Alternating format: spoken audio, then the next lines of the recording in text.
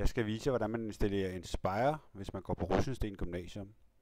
Og det første, man skal gøre, det er, at man skal, det her det er til Windows, så skal man downloade den setup-ini-fil, som jeg har skrevet til jer i Lektio, i Windows-versionen, at I skal hente.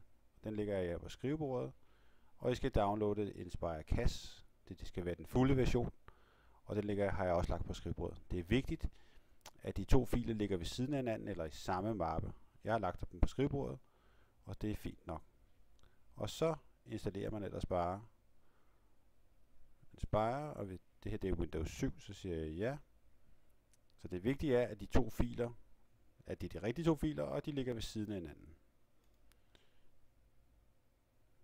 Jeg sidder nu på en maskine, hvor jeg har fjernet Inspire på forhånd, den gamle version. Det er ikke altid det er nødvendigt, men hvis det giver problemer under installationen, så fjern den gamle via kontrolpanel. Fjern program. Det er vigtigt, at man sidder på skolen, fordi man skal hente licens på skolen. Man kan altså ikke installere det derhjemme.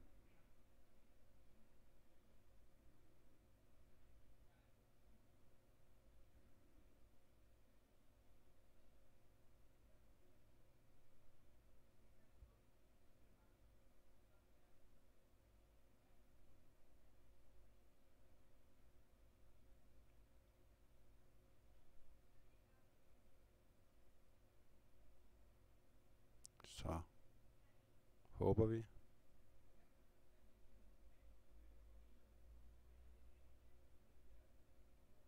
Så er vi færdige, og vi tester lige, om det virker ved at trykke udfør og åbne programmet her.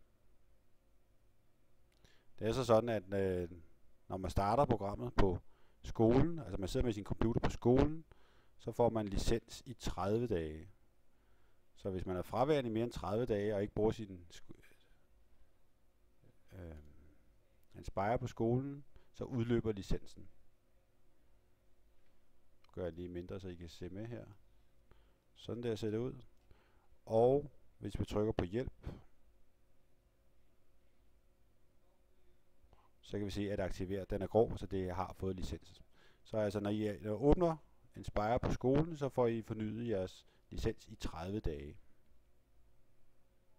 God fornøjelse.